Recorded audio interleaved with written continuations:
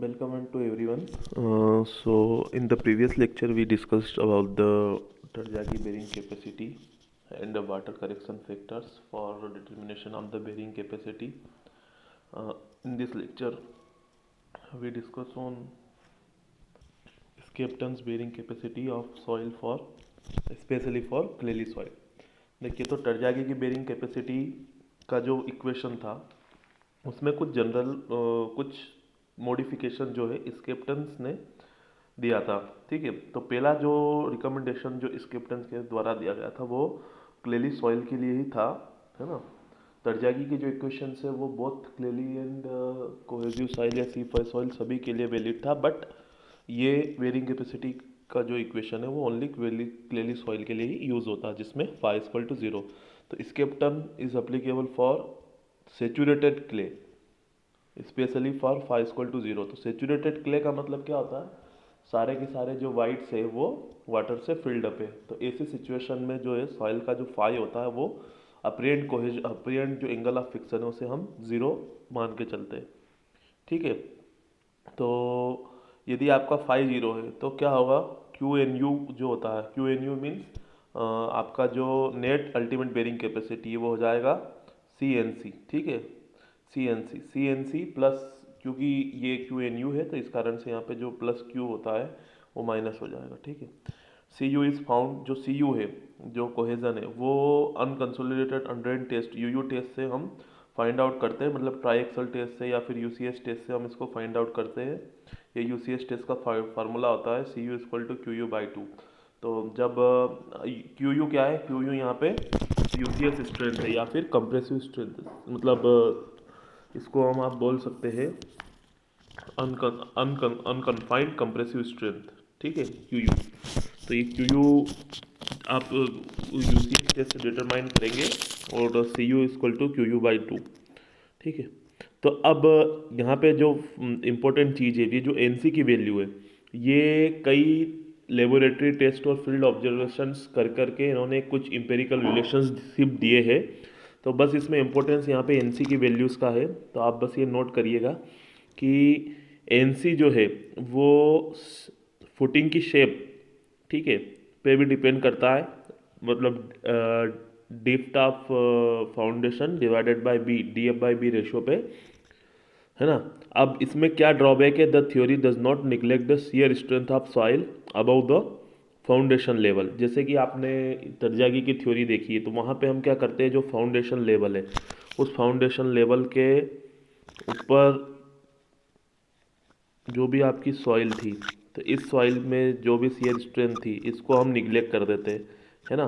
हम मान के चलते, इसको हम कंसिडर ही नहीं करते थ्योरी में. हम हमारा जो शियर फेल्यूर पैटर्न है वो यहीं तक लेते हैं तरजागी में. बट इसने क्या करा कि इसको भी कंसिडर करा है ना. तो ये एक इसका एडवांटेज है. मतलब तो तरजागी की जो थ्योरी है वो, जैसे कि इस चीज़ को जब वो निगलेक्ट करती है आपकी जो शियर स्ट्रेंथ को, shear strength for the soil about the footing, तो उस कारण से तरजागी की जो थ्योरी है वो ज़्यादा डेप्थ पे हम, मतलब सेलो डेप्थ तक तो वैलिड है, जब आप डीपर डेप्थ पे उस थ्योरी को अप्लाई करते हो, है ना, greater than B width of footing from the depth of foundation level, तो अब ये अप्लीकेबल नहीं होती. लेकिन स्केम्पटन ने जब इसको कंसिडर करा है तो ये थ्योरी वहाँ पर भी अप्लीकेबल होती है. देखिए, that means the D by F is greater then one, उस केस में भी ये अप्लीकेबल है. ठीक है, इसका मतलब ये है कि यदि ये कोई बी विथ है तो ये बी विथ के इक्विवेलेंट कोई अपने हाइट ली है, तो ये जो थ्योरी है इस इसकी इस हाइट से भी, इस डेप्थ से भी ज़्यादा उस पर अप्लीकेबल है. ठीक है, ओके, ये क्लियर है. अब ये इम्पेरिकल इसका जो रिलेशन है वो आप नोट कर लीजिए. तो यहाँ पे सबसे पहले स्ट्रिप फुटिंग है ना, तो N C is greater than 7.5 है. ठीक है, और N C equal to formula क्या है, 5 1 plus 0.2 D F by B. If D F by B equal to zero, N C equal to 5, and if the df by b is greater than 2.5, N C equal to 7.5। ठीक है, ये आपको clear है भाई। यदि D F by B zero होगा, that means यदि जो आपका डेप्थ ऑफ फाउंडेशन है वो ज़ीरो होगा, मतलब ग्राउंड सरफेस की बात होगी, तो एन सी की वैल्यू 5 होगी। और यदि इसकी वैल्यू 2.5 से ज़्यादा है तब इसकी वैल्यू 7.5 होगी। इसकी वैल्यू हमेशा 7.5 से कम होगी एन सी की वैल्यू स्ट्रिप के केस में। स्क्वायर या सर्कुलर के केस में आपकी वैल्यू आप नॉर्मली 1.3 से मल्टीप्लाई करते हैं ही, तो इसमें आपको कोई अलग से मल्टीप्लाई करने की ज़रूरत नहीं है। बस डायरेक्टली आप ये फार्मूले का यूज़ करके एन सी की वैल्यू निकालेंगे, जो आपको दिख रहा है 0.61 + 0.2 डी एफ बाई बी, और एन सी की वैल्यू 6 है और एन सी की वैल्यू 9 है। फिर लास्ट वन है रेक्टेंगुलर के लिए। तो रेक्टेंगुलर के लिए ये फार्मूला है जो आपका स्ट्रिप के लिए फार्मूला था, उसी में आप 1 + 0.2 बी बाई एल और मल्टीप्लाई कर देंगे, जो आपका सेफ फैक्टर होता है। ठीक है, रेक्टेंगुलर के केस में आपका सेफ फैक्टर क्या होता है 1 + 0.2 बी बाई एल। तो आपने बस जस्ट वो पुट करा, वहाँ से आपने ये निकाल लिया। ठीक है, बस अब आपको यहाँ पे एक क्वेश्चन है, इस क्वेश्चन को देखिए। इस क्वेश्चन में आपको दोनों बेरिंग कैपेसिटी दोनों वे से निकालना है और फिर डिफरेंशिएशन देखना है कि कितना आ रहा है। स्क्वायर फुटिंग है 2.2 2.5 की, डीएफ आपका 1.2 मीटर दे रखा है। कोहेजन जो है बल्क डेंसिटी 1.8 है। कोहेजिव सॉइल है, मतलब फाई इक्वल टू 0 है। ठीक है, और आपका यूसीएस की वैल्यू यहाँ पे गिवन है 5.5 टन पर मीटर स्क्वायर। तो जैसे मैंने बताया कि आपको यदि सी निकालना है, कोहेजन निकालना है, और आपको यूसीएस गिवन है, तो C equal to UCS unconfined compressive strength divided by 2। ठीक है, और यहाँ पे आपको अल्टीमेट और सेफ बेरिंग कैपेसिटी निकालना है। फैक्टर ऑफ सेफ्टी आपको 2.54 दे रखा है। तो बस आपको सीधा आपने पहले सी निकाला, फिर अब आपका जो फार्मूला होता है, अब टर्जागी के फार्मूले में हम क्या करेंगे, क्योंकि आपका फाई जीरो है तो इस केस में आपका वैल्यू क्या होगा 1.3 into C into N C. N C की वैल्यू क्या होती है 5.7 होती है ना। ये इस पर टर्जागी और इस कम्पटन, और अभी हम टर्जागी की बात करें तो 5.7 हम पुट करेंगे। और क्यू इंटू एन क्यू होता है, क्यू की वैल्यू आपको पता ही है, gamma into D F 1.8 into 1.2 into N Q equal to 1 होता है। बस आपने पुट कर दिया और एन यू निकालना, तो आपने क्यू माइनस कर दिया, तो आपका आ गया 22.54। ठीक है, ये 20.378। फिर अब आपको सेफ निकालना है, तो आप एफ ओ एस का डिवाइड करके net ultimate divided by F O S, तो यहाँ से आपको नेट सेफ निकलेगी, plus Q R gamma D F करेंगे तो आपको सेफ निकल जाएगी। ये तो हम पहले कर चुके हैं इस तरह से। तो ये आपकी वैल्यू आ गई 10.21 टन पर मीटर स्क्वायर। अब ये इंटरेस्टिंग है कि अब ये स्केमटन कैसे करेंगे। तो देखिए स्केमटन में हमारा केस है स्क्वायर फुटिंग का, तो स्क्वायर फुटिंग में हमारी एनसी की वैल्यू होती है 1 + 0.2 डी एफ बाई बी। ये हमने अभी डिस्कस करा है। ठीक है, तो डी एफ बाई बी का रेशो जो है वो पहले हमें चेक करना है 2.5 से ज़्यादा है या 2.5 से कम है। तो यहाँ पे 0.48 है। ठीक है, तो 0.48 है, तो इस केस में अभी हम इस फार्मूले का यूज़ करके वैल्यू निकालेंगे। तो ये वैल्यू आ रही है आपकी 6.576। बस आपको एज इट इज़ इसमें पुट करना, और किसी तरह का कोई आपको इसमें करेक्शन लगाने की ज़रूरत नहीं है। जैसे कि हम टर्जागी थ्योरी में सेफ करेक्शन करते हैं, इसमें जो N C N Q N gamma की वैल्यू है वो ऑलरेडी सेफ करेक्टेड होती है, अलग से इसे सेफ करेक्शन करना नहीं है। इसीलिए स्टार्टिंग में मैंने आपको ये पॉइंट नोट करा था कि स्केप्टन की जो थ्योरी है वो कोहेसिव सॉइल के लिए है, और सेचुरेटेड कोहेसिव सॉइल के लिए फाई उसमें हमेशा 0 होता है, और N C N Q N gamma जो होते हैं वो सेफ फैक्टर्स पे या सेफ पे फुटिंग पे डिपेंड करते हैं। ठीक है, ये कुछ पॉइंट्स है जो आपको रिमेंबर रखना, बस बाकी कोई डिफरेंस नहीं है स्केप्टन और तरजागी में। ठीक है, तो इसके बाद ये कुछ एक्स्ट्रा क्वेश्चन है, इसी के बेसिस पे आप चाहे तो आप ट्राई करिएगा। अब नेक्स्ट है आपकी मेहराब की अप्रोच। तो मेहराब की थ्योरी में कुछ और इन्होंने मॉडिफिकेशन दिए, लाइक आपका जो टर्जागी की थ्योरी थी उसी में कुछ स्मॉल मॉडिफिकेशंस इन्होंने करे हैं। तो वो मॉडिफिकेशन क्या है, टर्जागी की थ्योरी में हमने केवल सेफ फैक्टर लिया था S Q S C S Q और एस गामा। ठीक है, बट यहाँ मेहराब की थ्योरी में इन्होंने क्या करा है कि सेफ फैक्टर के साथ साथ इंक्लिनेशन फैक्टर और डेप्थ फैक्टर को भी कंसिडर करा है। तो आप जैसे यहाँ पे देखेंगे इस इक्वेशन में, तो यहाँ पे आपको ये एस सी एस क्यू और एस गामा भी यहाँ पे आप देखेंगे, तो ये यहाँ पे आपको ये जो आई C S C D C है ये इंक्लिनेशन फैक्टर है, सेफ फैक्टर है, और depth factor depth correction factor. इसी तरह से ये I Q S Q D Q I gamma S C S gamma. ठीक है, तो ये एक्स्ट्रा फैक्टर्स इसमें इन्होंने कंसिडर करे। देखिए क्या कह रहा है, इसका जो इम्पोर्टेंस पॉइंट आप यहाँ पे नोट करिए। Failure involve is the same as per the Terzaghi method, मतलब कि जो भी अपना जनरल शेयर फेल्यूर था उसी थ्योरी को इन्होंने कंसिडर करा, और ऊपर का जो आपकी जो सॉइल थी उसे इसने भी निगलेक्ट करा। But surface failure was assume to go above the, sorry, इसने ये अज्यूम करा है कि जो फेल्यूर सरफेसेस है वो फाउंडेशन लेवल के ऊपर भी जा रही है, जबकि हम टरजागी में ये अज्यूम नहीं करते। तो जो भी शेयरिंग स्ट्रेंथ है ऊपर वाली सॉइल की बेस ऑफ द फुटिंग की, उसे भी हम कंसिडर करेंगे। तो उसे कंसिडर करने के लिए इसने यहाँ पे डेप्थ फैक्टर और इंक्लिनेशन फैक्टर दिया। इंक्लिनेशन फैक्टर क्या होता है, अभी तक इंक्लिनेशन फैक्टर की बात ना तो स्केम्पटन ने करी थी अपनी थ्योरी में, ना ही टरजागी ने करी थी। बट जो मेहराफ की थ्योरी है, इन्होंने क्या करा कि आपका जो लोड लग रहा है वो जरूरी नहीं कि हॉरिजॉन्टल लगे। सपोज ये आपका लोड है, ये आपका फाउंडेशन है ना। तो यहाँ पे ये जो लोड लग रहा है, ये सपोज ये लोड किसी एंगल से इंक्लाइंड है, ठीक है, तो ये इंक्लिनेशन कहलाता है, हॉरिजॉन्टल से कितना इंक्लिनेशन आई। तो इसका भी बहुत इफेक्ट पड़ता है। तो इसके इफेक्ट के कारण आपकी बेरिंग कैपेसिटी में कुछ ना कुछ चेंजेस आएगा, कुछ ना कुछ मॉडिफिकेशन होगा। तो ये करेक्शंस इसने दिए हैं।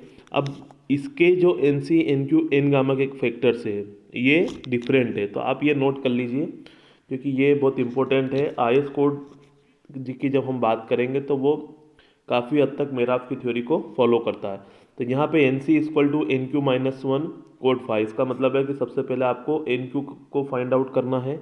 N Q equal to E to the power pi tan phi, tan square 45 degree plus 5/2। तो ये जो 45 डिग्री प्लस 5/2, इसे हम अल्फ़ा से भी डिनोट करते हैं। Alpha equal to 45 degree plus 5/2। कई किताब में इसको, कई बुक में आपको यहाँ पर टेन स्क्वायर अल्फ़ा देखने को मिलेगा। और ये जो 45 डिग्री प्लस 5/2 होता है, ये आपका एक्टिव प्रेशर का जो है वो उस एक्टिव प्लेन से एंगल होता है इसका, अर्थ प्रेशर का। ये आप आगे अर्थ प्रेशर थ्योरी में देखेंगे इसको। ठीक है, एन गामा क्या होता है, एन क्यू माइनस वन, है ना, 10 1.45। तो ये N C N Q N gamma के ये तीन इम्पेरिकल फार्मूले हैं। इन इम्पेरिकल फार्मूलों को आप नोट कर लीजिए, है ना। ये सबसे पहले आपको एन क्यू निकालना है, एन क्यू के बेसिस पे एन सी और एन गामा आपको इजी वे में निकल जाएगा। ठीक है, आगे हम बढ़ते हैं। यदि आपकी सॉइल पूरी की पूरी कोहेसिव है, यदि 5-0 है, तो यहाँ पे एक चीज़ और नोट करने वाली बात है कि यहाँ पे एन सी की वैल्यू जो है वो 5.14 हम यूज़ करेंगे, ना कि 5.7 यूज़ करेंगे। ठीक है, तो ये 5.14 आई एस कोड भी रिकमेंडेड करता है। तो यदि क्वेश्चन में लिखा है कि मेरा आप थ्योरी से करना है या आई एस क्यू थ्योरी से करना है, तो आपको फिर ये ध्यान रखना है कि आपको 5.14 का यूज़ करना है, ना कि 5.7 का यूज़ करना है। और यदि टरजागी का स्पष्ट मेंशन है तब तो आप 5.7 का यूज़ करेंगे। बाकी एन गामा 0 होगा और एन क्यू इक्वल टू 1 होगा। ये जब हम प्रीवियस लेक्चर में देख चुके हैं। ओके, तो यहाँ पे अब एक इम्पोर्टेंट चीज़ इसमें और इसने कही कि यदि आपकी, जैसे एक चीज़ और इसने कंसिडर करी कि इसेंट्रिसिटी, है ना। इसेंट्रिसिटी क्या होती है, अब ये देखिए, आप ये समझिए। ये आप इसेंट्रिसिटी का मतलब होता है कि जब आपका जो लोड है वो सपोज सेंटर पे ना लगते हुए, जैसे ये आपका कोई क्रॉस सेक्शन है कॉलम का जिससे लोड जा रहा है, तो ये यहाँ सेंटर पे ना लगते हुए, सपोज ये यहाँ कहीं लग रहा है, या यहाँ लग रहा है, या यहाँ लग रहा है, या यहाँ लग रहा है, या इस एक्सिस के अलॉन्ग लग रहा है, मतलब एक्स एक्सिस के अलॉन्ग इसेंट्रिक है, या वाई एक्सिस के अलॉन्ग इसेंट्रिक है, या दोनों के अलॉन्ग इसेंट्रिक है ना। तो इसेंट्रिक मतलब सेंटर पे लोड ना लगते हुए कहीं ना कहीं वो उसकी सेंटर ऑफ ग्रेविटी जो है वो वहाँ से फ्लक्चुएट कर रहा है। तो ऐसी सिचुएशन में हम फिर इसे, इसकी जो डायमेंशन है उसे मॉडिफाई करेंगे। देखिए, तो इस फिगर को आप देखिएगा, यहाँ पे ये क्या शो कर रहा है कि ये यहाँ पे आपका सपोज ये कोई पॉइंट है, तो ये आपका सेंटर होना चाहिए था। तो ये इसेंट्रिसिटी क्या हुआ, ये वाई डायरेक्शन है आपकी, वाई डायरेक्शन ये है, और ये एक्स डायरेक्शन है। ठीक है, तो ये वाई डायरेक्शन में आपका ई वाई हो गया, एक्स डायरेक्शन में ई एक्स हो गया। तो इसके दो अपने को पॉइंट्स मिल गए यहाँ पे। ठीक है, तो आपने क्या करा, इसमें मॉडिफिकेशन कैसे करा है, अब ये देखिएगा। तो ये लेंथ है आपकी सपोज एल, ये हो गई L/2। ठीक है, तो L/2 माइनस ई वाई, ये आपको मिल गया। इसी तरह B/2 माइनस ई एक्स, ये आपको मिल गया। ठीक है,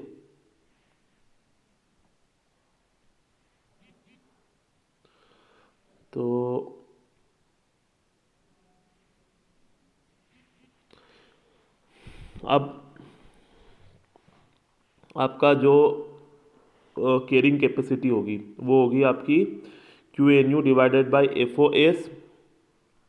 कैरिंग कैपेसिटी की बात हो रही है ना, कैपेसिटी मतलब कि लोड, ठीक है। Capacity, bearing capacity, load carrying capacity है, सॉरी। तो लोड कैरिंग कैपेसिटी मतलब यहाँ आपको लोड निकालना है, तो आपको प्रेशर पता है, प्रेशर क्या है, Q N U divided by F O S.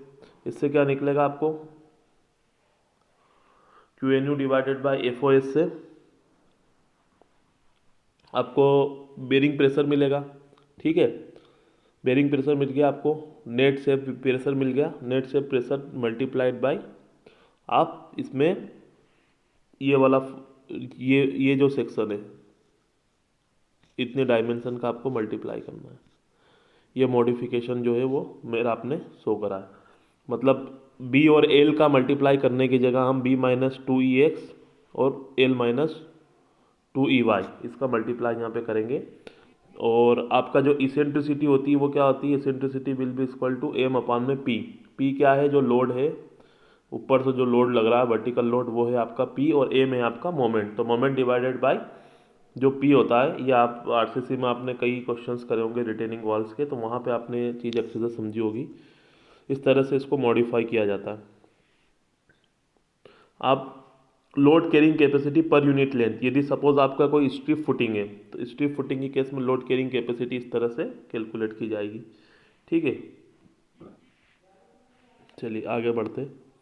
फिर ये हेंसन्स के रिकमेंडेशन है, तो हेंसन्स ने क्या करा है, हेंसन्स ने same I C I Q I gamma N Q N Q N gamma इस तरह से इसमें अपने अपने कुछ अप्लीकेबल करा कि ये इक्वेशन केवल और केवल आपकी फाइव सॉइल के लिए ही अप्लीकेबल है। इसमें बस इतना सा चेंजेस है ना। ये ग्रेनुलर सॉइल के लिए अभी तक की जो थ्योरी आपने स्किम्पटन की पढ़ी, मेहराब की पढ़ी, ये दोनों थ्योरी में नॉर्मली हम बात करते हैं कि सॉइल जो है वो सी सॉइल होती है, बट हेंसन्स की जो थ्योरी है वो कहता है कि ये ग्रेनुलर सॉइल के लिए ही अप्लीकेबल है। तो इसने कुछ और मॉडिफिकेशन करे, इसे आप देख लीजिएगा ब्रीफ में। कुछ इसके N C N Q N gamma में कुछ करेक्शन है। ये इंपॉर्टेंट थ्योरी है बेसिक की, क्योंकि बेसिक की थ्योरी को आईएस कोड रिकमेंड करता है, ठीक है। तो बेसिक की थ्योरी में भी वही I C S C D C, I Q S Q D Q, और I gamma S gamma D gamma और N gamma N C N Q, ये सारे फैक्टर है। बस इसमें चेंज ये है कि यहाँ पर आप यदि मेहराब की बात करेंगे तो मेहराब की थ्योरी कहती है, मेहराब की थ्योरी में एन क्यू का फार्मूला तो सेम है, बस ये जो एन सी का फार्मूला है यहाँ पे एन क्यू -1 कोड 5 है, और यहाँ पे ये 2 NQ+1 की जगह वहाँ पे 1.8 कुछ था, देखिए ये दोनों तो फार्मूला सेम है, बस आपका जो ये NQ-1 है, इस 1.45 है, इसकी जगह पे 2 NQ+1 10 5 है, देखिए क्या है 2 NQ+1 10 5 है। बस इसमें ये चेंज है, तो ये आईएस कोड का रिकमेंडेशन यही है। अब इसमें क्या अंतर है, फेल्यूर सरफेस बेसिक ने जो अज्यूम करा था वो टरजागी की तरह है, but the angle of inclination of failure surface with the horizontal is 45 degree plus 5/2, but in case of Terzaghi it is 45 degree minus 5/2। मतलब टरजागी ने जो है इसे 45 डिग्री वाला जो फेस है, जब हम इसका वो प्लान बनाते हैं तो टरजागी ने क्या कंसिडर करा था, ये करा था 45 डिग्री माइनस 5/2, और यहाँ पे इन्होंने क्या कंसिडर करा है 45 डिग्री प्लस 5/2, ठीक है। बस ये एक बेसिक डिफरेंस है जो आपको ध्यान रखना है, मतलब कि टरजागी की थ्योरी में हम 45 degree minus 5/2 mean passive zone की तरफ हम जाते हैं, और यहाँ पे जो 45 डिग्री प्लस 5/2 ये आपका एक्टिव जोन है, ठीक है। एक्टिव प्रेशर या एक्टिव जोन हम इसको मान के चलते हैं। तो ये एक कई बार क्वेश्चंस में पूछा जाता है, कई बार ऑब्जेक्टिव में आ जाता है कि बेसिस की थ्योरी या फिर टरजागी की थ्योरी में जो हॉरिजॉन्टल सरफेस है वहाँ से एंगल कितना है, किस एंगल पे है, तो वहाँ आपको ये ध्यान रखना है कि टरजागी की थ्योरी में 45 डिग्री माइनस 5/2 हम कंसिडर करते हैं, और बेसिक की थ्योरी में हम 45 डिग्री प्लस 5/2 कंसिडर करते हैं, ओके। चलिए लास्ट जो है आपकी आईएस मेथड है, इस पर हम ब्रीफली डिस्कस कर लेते हैं, बाकी इसमें सब सिमिलर है। देखिए जैसे कि मैंने आपको कहा था कि आईएस मेथड में हम वाटर करेक्शन फैक्टर को W से डिनोट करते हैं। जैसे हमने वाटर करेक्शन फैक्टर RW1 और RW2 पहले पढ़े हैं, तो आईएस कोड केवल RW2 की बात करती है, मतलब कि जो आपकी सॉइल जो बीनीथ है, यहाँ पे प्लस आएगा, ये नोट कर लीजिए आप पहले। तो केवल एक ही फैक्टर यहाँ इसने RW2 कंसिडर करा। फैक्टर का वही फार्मूला है RW का, उसको W डैश ले लीजिए, भले या RW2 ले लीजिए, RW ले लीजिए, इसका फार्मूला वही है 0.51 प्लस DF/B। ठीक है, वही फार्मूला है, ये बेसिक को पूरी की पूरी मानती है। ठीक है, और इसका कोड है 6403/1981। डेप्थ करेक्शन फैक्टर यदि आपका ग्राउंड लेवल है, if the depth of water table ground is greater than DF/B, then W dash will be equal to 1, W dash will be equal to 1. Okay, if the water table depth is water table at a depth of water table eight depth DF, यदि ये मतलब आपका पानी का level जो है वो DF left पे है, तो आप उस सिचुएशन में आप क्या करेंगे, आप इसकी वैल्यू 0.5 नोट करेंगे। और फॉर बिटवीन केस है तो आप लीनियर इंटरपोलेशन करके और इसे कर सकते हैं। ठीक है, cohesive net ultimate bearing capacity immediately after the construction, that mean undrained condition में यदि होगा, यदि कोहेसिव सॉइल है तो कोहेसिव सॉइल में जैसा कि हम एन गामा की वैल्यू, सॉरी ये तो ठीक है, QNU की बात हो रही है, ध्यान रखिएगा, QU की बात नहीं हो रही है। तो यदि QU की बात होती तो यहाँ पे वही CNC और ये सारे फैक्टर ICDC प्लस Q आ जाता है यहाँ पे, मतलब गामा एन गामा की वैल्यू 1 हो जाती। तो बस ये आपको ये सारे पॉइंट्स यहाँ पे आप नोट करने हैं। ठीक है, ये सारी थ्योरी आपकी सिमिलर है, बस थोड़ा थोड़ा इसमें अंतर है, तो आपको ये ध्यान रखना है। आईएस कोड जो है बेसिक थ्योरी पे डिपेंड करता है। और एनसी की वैल्यू यहाँ पर भी हम 5.14 लेते हैं, है ना, जो कि हमने तरजागी के केस में 5.7 यूज़ करी थी। और इसमें नई चीज़ क्या है, ये आपकी बेरिंग कैपेसिटी एम्पेरिकल रिलेशनशिप से या फिर एनालिसिस से जो निकाल सकते हैं आप, वो आप हो गई है। अब अगली आपकी जो थ्योरी है वो है bearing capacity based on the field test. तो इसके बाद आपका आएगा SPT प्लेट लोड टेस्ट और स्टैटिक कोन पेनिट्रेशन टेस्ट या स्टैटिक कोन रजिस्ट्रेशन टेस्ट। ठीक है, तो ये हम नेक्स्ट क्लास में इसको डिस्कस करेंगे। अभी आप जितने भी ये थ्योरीज है मैंने जो आपको बताई है, टर्जागी की थ्योरी, स्केप टर्न, मेहराब, बेसिक्स की थ्योरी, हेंसन्स की थ्योरी और आईएस कोड थ्योरी, ये 6 थ्योरीज है आपकी। ये 6 थ्योरीज पे आपको एक एक बार आप इनका रिवीजन करिए। मैं अभी इन्हीं पे बेस्ड आपको एक असाइनमेंट्स भी दूंगा, तो आपको उसे अच्छे से रीड आउट करिए, उनका डिफरेंशिएशन समझिए, क्या क्या इसमें चेंजेस है, क्या क्या इसमें अंतर है थ्योरी में। और फिर हम आगे आप इस पे बेस्ड आप न्यूमेरिकल भी करिए, और स्पेशली वाटर टेबल का जो इफेक्ट है उसे भी आप नोट करते हुए आगे ध्यान में रखते हुए से बढ़िए। और यदि आपको इन बेरिंग कैपेसिटी के किसी भी क्वेश्चंस में या किसी भी स्टेप में यदि कुछ भी आपको डाउट आता है इस बुक के इस लेक्चर इस मटेरियल पे, या आपके पास कोई मटेरियल हो या इंटरनेट सोर्स से आपको कोई मटेरियल मिले उस पर यदि कोई डाउट आए, या इवन गेट के किसी क्वेश्चन में आपको डाउट आए इस पोर्शन में, तो आप मुझे वीडियो में कमेंट करके या फिर मेरे व्हाट्सएप नंबर पे मुझे अपडेट कर दीजिएगा। आगे फिर हम इसको फील्ड टेस्ट जो होते हैं, कैसे हम फील्ड टेस्ट के माध्यम से, SPT के माध्यम से, प्लेट लोड टेस्ट के माध्यम से हम बेरिंग कैपेसिटी को फाइंड आउट कर सकते हैं, ये डिस्कस करेंगे। Okay, thank you.